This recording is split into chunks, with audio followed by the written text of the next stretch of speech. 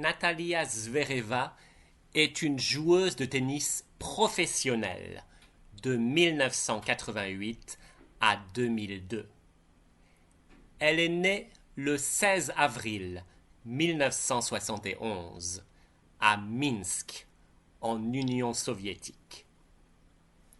Elle mesure 1,74 m et pèse 62 kg. Elle a les yeux noisettes, les cheveux brun clair et raides. Elle parle couramment russe et anglais. Le 26 décembre 1991, l'Union soviétique disparaît et Natalia Zvereva prend la nationalité biélorusse. Plus tard, en 1994, elle change officiellement de prénom et s'appelle désormais Natasha à la place de Natalia. Zvereva explique. Natalia était la petite fille soviétique négative, timide, réservée et peureuse.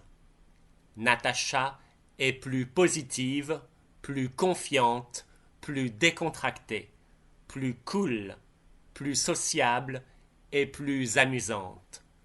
C'est vraiment moi maintenant. La petite fille soviétique aux cheveux courts qui ressemblait un peu à un garçon devient petit à petit une jeune femme ravissante et sexy.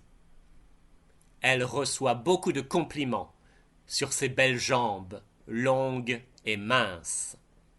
Dans les magazines et sur Internet, on l'appelle souvent la belle du Bélarus. Elle n'a pas froid aux yeux. En 1995, après avoir gagné l'US Open en double avec sa camarade Gigi Fernandez, elle enlève son t-shirt en direct devant les caméras de télévision pour fêter sa victoire et faire la publicité de son sponsor. Le public américain découvre cette joueuse un peu folle et tombe tout de suite amoureux de cette communiste. Qu'est-ce que Zvereva en pense? Ça m'est égal. Le plus important pour moi, c'est de m'amuser sur un court de tennis. Si je suis trop sérieuse, je ne peux pas gagner. Il faut savoir rire de tout et se moquer de tout. Sinon, la vie est insupportable. C'est ma philosophie. Et est-ce qu'elle est vraiment communiste? Vous plaisantez. Je ne fais pas de politique. Ça ne m'intéresse pas. Zvereva joue au tennis sur les 5 continents et est toujours en train de voyager dans le monde entier. Elle loue une maison aux États-Unis qu'elle partage avec des amis. La Californie est une région où il fait beau et doux toute l'année. C'est parfait pour s'entraîner au tennis. Elle essaye aussi de rentrer en Biélorussie plusieurs fois par an. Sa famille habite un appartement de 3 pièces dans le centre-ville de Minsk. Zvereva raconte. Mon pays me manque, et la cuisine de ma mère aussi. Mais après, mon coach veut toujours que je fasse un régime, et c'est embêtant. Et elle, est-ce qu'elle sait bien cuisiner? Natasha Zvereva hésite avant de répondre. Je ne sais pas quoi dire. Vous devriez peut-être poser directement la question aux chiens et aux chats de mon quartier. Mais j'ai entendu dire qu'ils se régalent dans ma poubelle. Sa mère est femme au foyer et son père professeur de tennis. C'est grâce à lui qu'elle commence le tennis à l'âge de 7 ans. Zvereva se souvient. Mon père était très sévère et nous nous disputions souvent. Il voulait que je sois la meilleure joueuse du monde. Il fallait que je m'entraîne toujours et encore. C'est un malentendu, parce que moi ça ne m'intéresse pas. Je ne veux pas être numéro 1. Je préfère être libre. Maintenant, malheureusement, nous sommes fâchés, et nous ne nous parlons plus. Mon père est très têtu. Mais Zvereva s'entend bien avec sa mère. Avant chaque match, elle m'envoie un message sur mon portable pour m'encourager. Je croise les doigts pour toi. Bon courage. Allez, tu es la meilleure. Tu vas gagner, j'en suis sûr. Je crois en toi. Quand je perds un match, elle m'écrit pour me consoler. Ne t'en fais pas. Ce n'est pas la fin du monde. Tu feras mieux la prochaine fois. Et quand je gagne, elle n'oublie jamais de me féliciter. Bravo.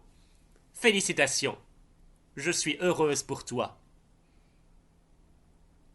Ma mère, c'est ma plus grande fan. Je crois qu'elle est fière de moi. Ça me touche beaucoup.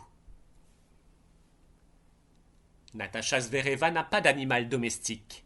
Mais quand elle était petite, elle avait des poissons rouges dans un aquarium dans sa chambre. J'étais un peu tête en l'air et désordonné. Alors j'ai oublié de leur donner à manger. Et ils sont tous morts de faim. Je m'en veux encore aujourd'hui. Je n'exagère pas. C'est terrible. Quels sont les loisirs de Natacha Zvereva? Elle adore danser. Quelle est sa musique préférée? Elle est fan de hard rock. Elle en écoute toujours avant ses matchs. Comme ça, je me sens pleine d'énergie, explique-t-elle. Mais elle a aussi besoin d'être seule de temps en temps. Elle aime beaucoup lire les grands classiques de la littérature russe. Je peux m'échapper et oublier le stress en lisant un livre.